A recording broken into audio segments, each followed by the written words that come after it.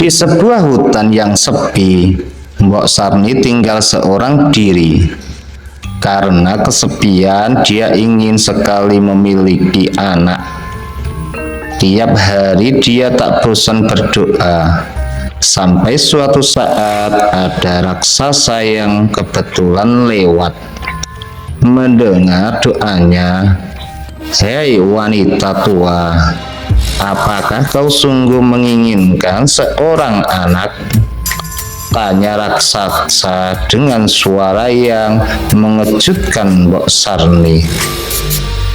Dengan gemetaran, Mbok Sarni menjawab, "Benar, tapi sepertinya sulit.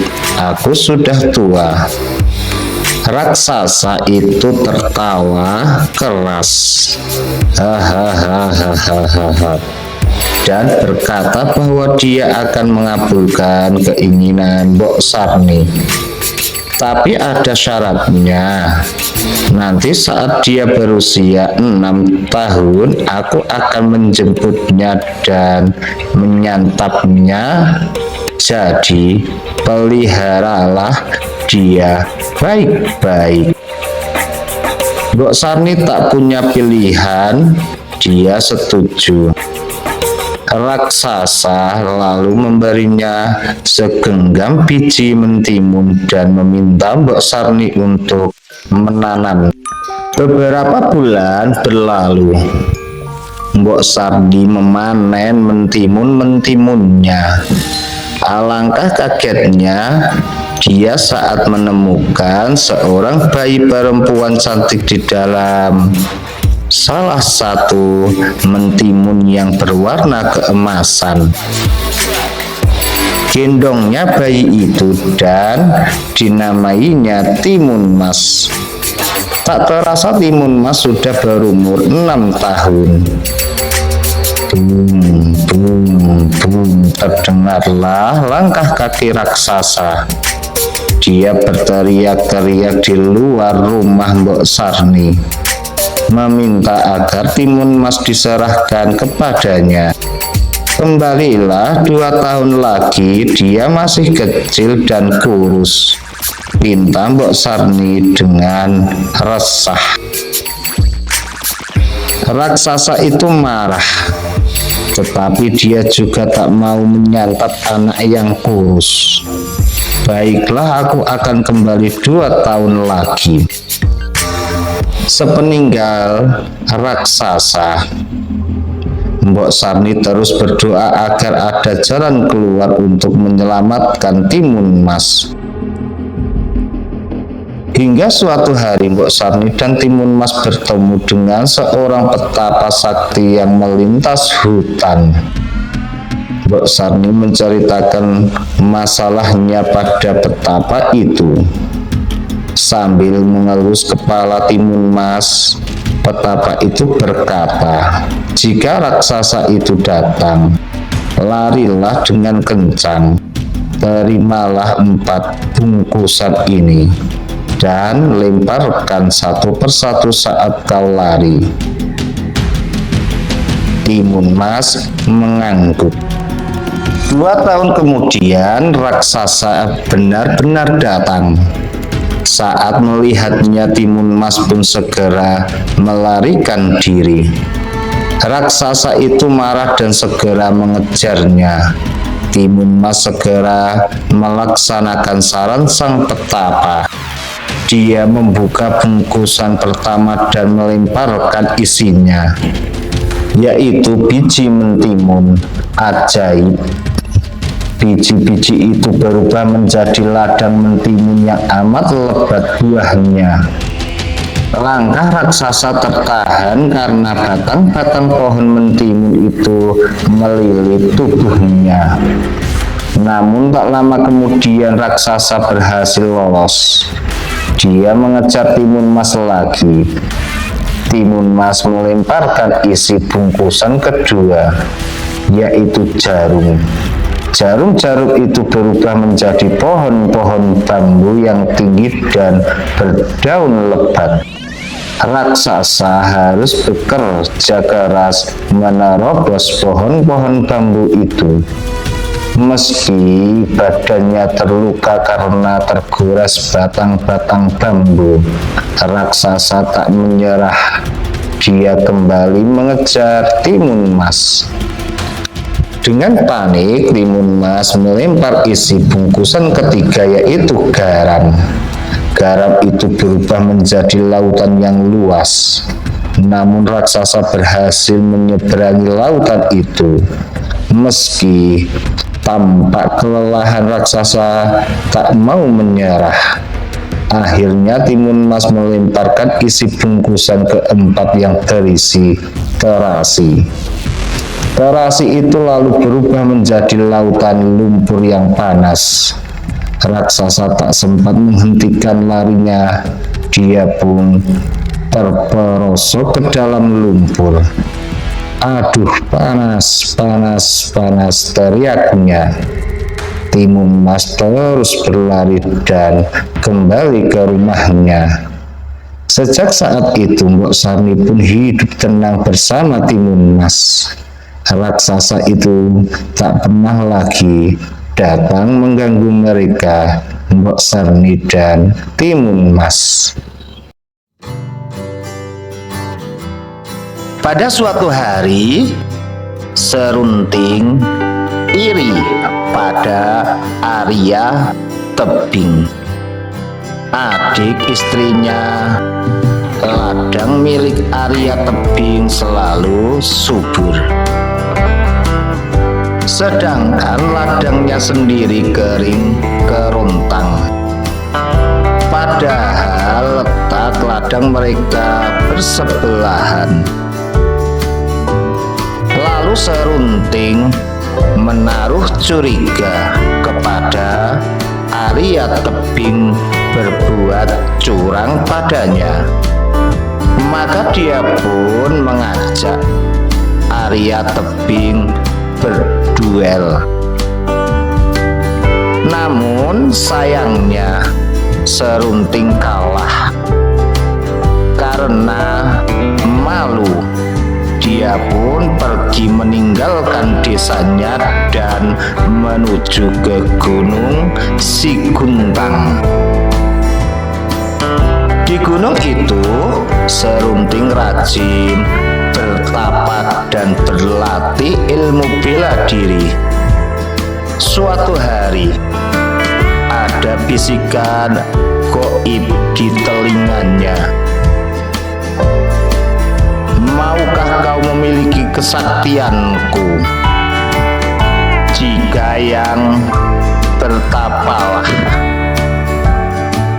di bawah pohon bambu sampai seluruh tubuhmu tertutup oleh daunnya.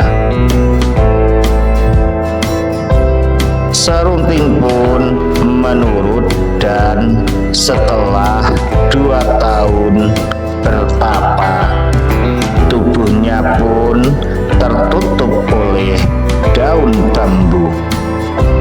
Serunting mendapatkan kesaktian yang dijanjikan oleh bisikan gaib, yaitu mampu mengutuk apapun yang ditemuinya. Karena kesaktiannya itu, dia amat ditakuti. Orang-orang menjulukinya si pahit lidah. Serunting pun menjadi orang yang sombong dan semena-mena. Jika dia tak menyukai seseorang, dia tak segan-segan mengutuknya menjadi batu. Tahun demi tahun berlalu. Serunting rindu pada istrinya. Dia berkemas dan berjalan menuju kampungnya. Sepanjang perjalanan, Serunting masih semena-mena. Orang-orang yang bertemu dengannya segera menyingkir. Mereka takut karena kutukan si pahit lidah. Karena kelelahan berjalan, Serunting pun beristirahat. Namun dia melihat di sekitarnya amat tandus. Tak ada sebatang pohon pun yang bisa dijadikannya tempat berteduh. Serunting tak sengaja berkata, "Aku mau tempat ini penuh dengan pepohonan." Dalam sekejap, suasana di sekitar Serunting menjadi teduh. Banyak pohon besar yang rindang. Orang-orang pun mengikuti Serunting beristirahat di bawah pepohonan. Diam-diam Serunting merasa senang. Setelah cukup beristirahat, Serunting melanjutkan perjalanannya lagi. Lalu dia bertemu dengan sepasang kakek nenek renta yang sedang menebang pohon. Mengapa mereka masih harus bekerja keras di usia tua itu? Di dalam hatinya ia berkata. Serunting lalu menghampiri mereka. Ternyata mereka tak punya anak. Serunting pun iba. Dia lalu menawarkan apakah mereka mau memiliki anak. Kakek dan nenek itu pun tak menolak. Serunting lalu berucap, "Aku mau kakek dan nenek ini memiliki 2 anak." Sesudah berkata demikian, terdengarlah suara bayi menangis dari dalam rumah. Lalu muncullah seorang anak laki-laki di rumah dengan menggendong seorang bayi perempuan. Kakek dan nenek itu amat bahagia. Mereka tak henti-hentinya mengucapkan rasa terima kasih pada Serunting. Serunting pun sangat bahagia.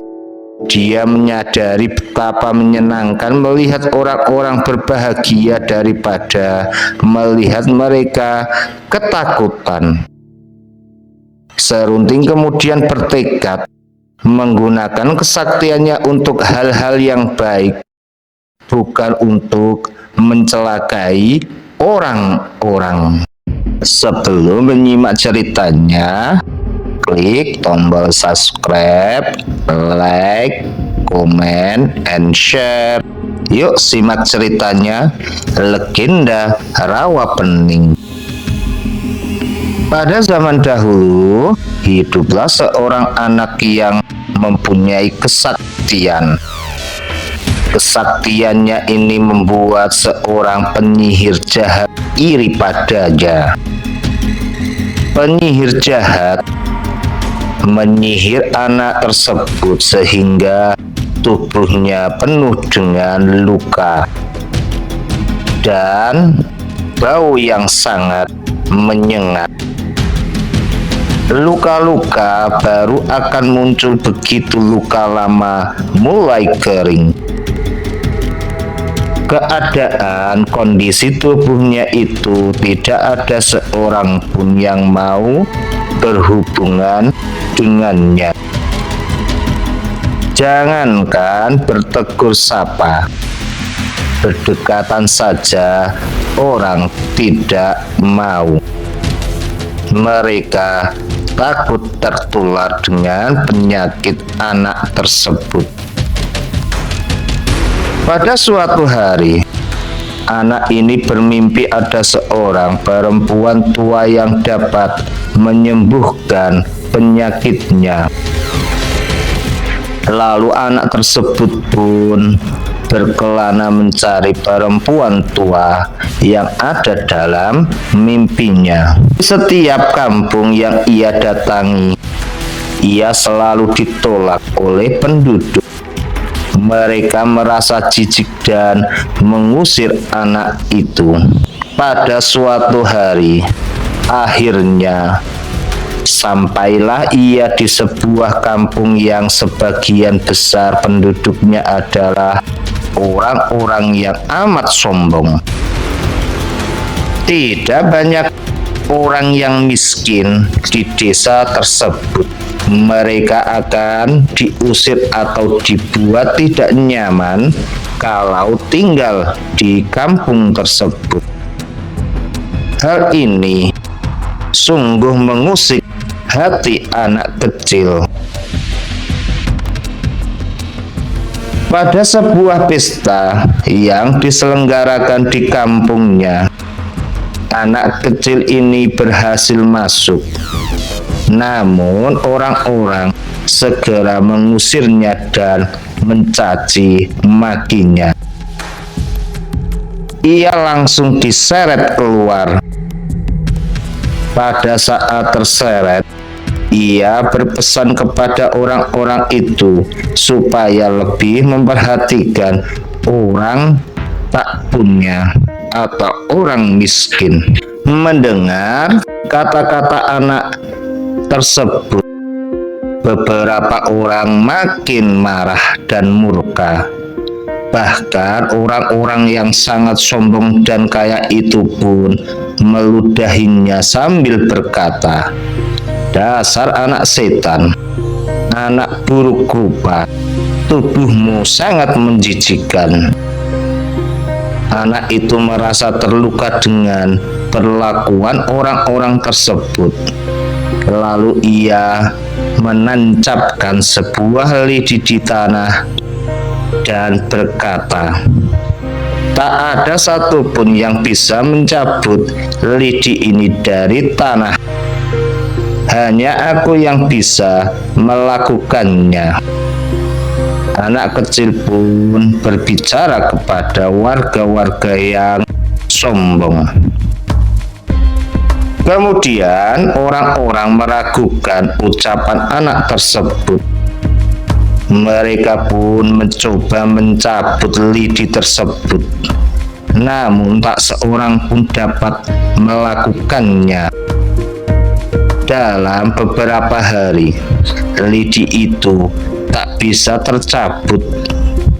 Suatu hari, secara diam-diam anak itu datang dan mencabut lidi itu yang telah ditancapkannya. Tanpa sepengetahuannya, ada seorang warga yang melihatnya dan melaporkannya kepada warga yang lain. Dari tempat lidi itu dicabut, mengalirlah mata air. Semakin lama air itu semakin deras. Air menenggelamkan daerah tersebut, sehingga menjadi sebuah telaga yang kini bernama Telaga Rawapening. Tidak ada yang selamat dari musibah itu, kecuali seorang perempuan tua yang berbaik hatinya, memberinya tempat tinggal dan merawatnya. Secara ajaib penyakit kulit anak itu pun menjadi sembuh. Namun penyihir jahat yang telah menyihir si anak tersebut tidak terima dengan kesembuhannya. Kemudian ia menyihir anak itu menjadi seekor ular besar dengan sebuah kalung genta di lehernya. Konon ular ini sering keluar dari sarangnya pada tengah malam. Setiap kali bergerak, dentingan kalung di lehernya selalu berbunyi klentang-klenting. Bunyi inilah yang kemudian membuatnya dinamakan Baru Klinting. Kemunculan ular itu diyakini masyarakat sebagai tanda keberuntungan bagi nelayan-nelayan yang tidak mendapatkan ikan. Kini Telaga Rawapening adalah salah satu objek wisata yang sangat populer di Jawa Tengah. Tempatnya terletak di Desa Bukit Cinta, Kabupaten Ambarawa. Kembali lagi bersama cerita kita rakyat Nusantara. Sebelum menyimak ceritanya, klik tombol subscribe, like, comment, and share. Asal-usul Bukit Gunung Wurung. Pada zaman dahulu kala, seluruh daerah tersebut terdiri dari daratan. Tidak ada bukit ataupun gunung di sana. Sesepuh desa berdoa kepada para dewa agar diciptakan gunung di wilayah mereka. Doa itu pun sampai kepada para dewa. Para dewa pun mengabulkan permintaan sesepuh dengan sebuah syarat. Besok malam kami akan membuatkan gunung. Namun besok malam tidak boleh ada satu orang pun yang keluar dari rumah dan berkeliaran, kata para dewa.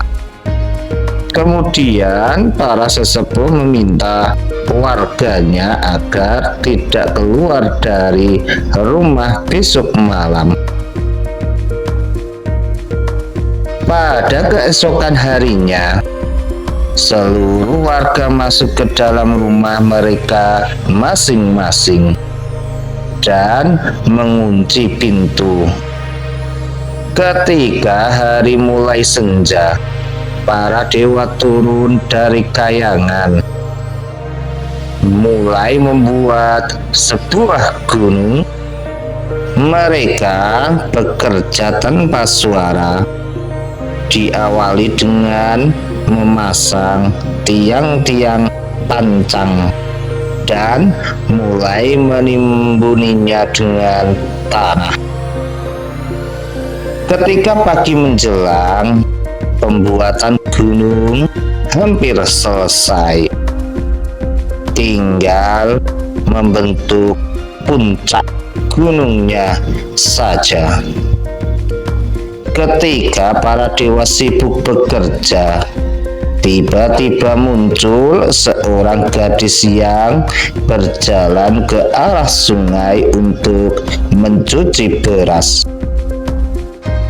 Rupanya gadis itu tidak tahu bahwa seluruh rakyat diharuskan tidak meninggalkan tempat rumah mereka. Ternyata pada saat sesepuh desa memberikan pengumuman, gadis itu tidak berada di wilayahnya. Hari masih gelap. Ketika gadis itu sampai di sungai, ia sangat terkejut karena melihat ada sebuah bukit di hadapannya. Padahal kemarin-kemarin bukit itu tidak pernah ada. Alangkah terkejutnya, gadis itu semakin menjadi-jadi ketika dilihatnya banyak makhluk tinggi besar menyeramkan melayang-layang mengangkat batu-batu besar. Lalu gadis itu berteriak, "Tolong, tolong, tolong," sambil ketakutan. Kemudian gadis itu terus berlari tanpa memperdulikan keadaan dirinya, sehingga beras yang mau dicuci dilemparkan begitu saja dan berceceran di sekitar bukit. Menurut masyarakat, beras tersebut menjelma menjadi bebatuan yang bentuknya seperti beras. Para dewa terkejut ketika mendengar ada suara manusia. Mereka menyadari ternyata pekerjaannya mereka telah disaksikan oleh manusia. Warga desa tidak menepati janji mereka. lebih baik kembali ke kayangan, kata salah satu dewa. Para dewa pun meninggalkan pekerjaan mereka yang belum selesai. Akhirnya pembuatan gunung itu batal. Masyarakat sekitar menamai gunung tersebut yang tidak jadi dengan nama Gunung Wurung, yang berarti wurung adalah batal. Kembali lagi bersama cerita kita rakyat Nusantara. Sebelum menyimak ceritanya, klik tombol subscribe, like, comment, and share. Yuk kita simak ceritanya Buaya Perompak. Dahulu kala di Sungai Tulang Bawang ada buaya yang suka menculik penduduk desa. Namanya buaya perompak. Banyak manusia yang hilang begitu saja saat mandi ataupun mencuci di sungai itu. Pada suatu hari, sepertinya dia lupa bahwa buaya perompak selalu siap menyergap kapan saja. Dan ternyata benar, tiba-tiba buaya perompak muncul. Aminah menjerit ketakutan lalu pingsan karena saking ketakutannya. Saat dia sadar, dia melihat ke sekelilingnya. Dia berkata, "Di mana aku?" "Ibu, ibu, ibu," panggil Aminah. Lemah suaranya. "Ah, rupanya kau sudah sadar." Buaya perompak ada di hadapannya. Meski dengan ketakutan, Aminah berusaha tetap tenang. "Sekarang kau berada di dalam sungai di gua kediamanku, buaya perompak. Tak ada seorang pun yang bisa menolongmu." Buaya itu pun berkata sambil menyeringai lebar. Aminah menggigil ketakutan. "Kau akan memakanku?" tanyanya. Buaya perompak menggeleng-gelengkan kepalanya. "Aku hanya butuh teman. Sebagai imbalannya aku akan memberimu emas, berlian itu kepadamu," ucap buaya perompak menunjuk sekotak peti di ujung gua. Lalu Aminah tak bisa menolak. Selain itu dia tak tahu bagaimana caranya untuk pulang. Maka dia pun berusaha menjadi teman buaya perompak. Namun diam-diam Aminah mencari akal untuk keluar dari gua buaya perompak. Dia tak mau selamanya terkurung di sana. Dia rindu pada ibu dan keluarganya. Aminah berusaha mengorek keterangan dari buaya perompak. "Dari mana kau mendapatkan semua perhiasan itu?"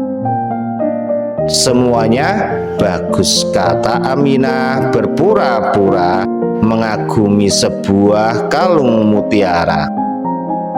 "Aku merampoknya dari orang-orang kaya. Dulu aku berwujud manusia biasa. Sejak aku terkena kutukan, aku berubah menjadi seperti ini." Buaya pun menceritakan, "Pantas saja kau bisa bicara. Lalu dari mana kau mendapatkan makanan? Tiap hari kau menyediakan makanan lezat untukku." Tanya Aminah lagi. "Ah, itu gampang. Tiap bulan purnama tiba, aku berubah wujud kembali menjadi manusia. Aku akan menjual sedikit perhiasanku untuk kutukar dengan bahan makanan. Buaya perompak menyeringai bangga. Lalu tanpa curiga buaya perompak melanjutkan bicaranya dengan ceritanya. Aku keluar melalui terowongan di balik gua ini. Terowongan itu langsung tembus ke pasar. Sekarang Aminah tahu jalan keluar dari gua itu setelah mengobrol dengan buaya perompak. Dia lalu menunggu buaya perompak lengah. Saat yang ditunggu Aminah pun tiba. Buaya perompak tidur pulas. Buaya perompak lupa menutup pintu gua. Aminah segera lari ke balik gua dan benar saja ada terowongan di sana. Aminah berdiri menyusuri terowongan-terowongan. Tak lama kemudian dia melihat seberkas cahaya. Ternyata dia sudah sampai di ujung terowongan. Aminah berhasil menyelamatkan diri. Akhirnya setiba di rumah, Aminah disambut oleh ayah dan ibunya. Mereka tak menyangka bahwa Aminah masih hidup.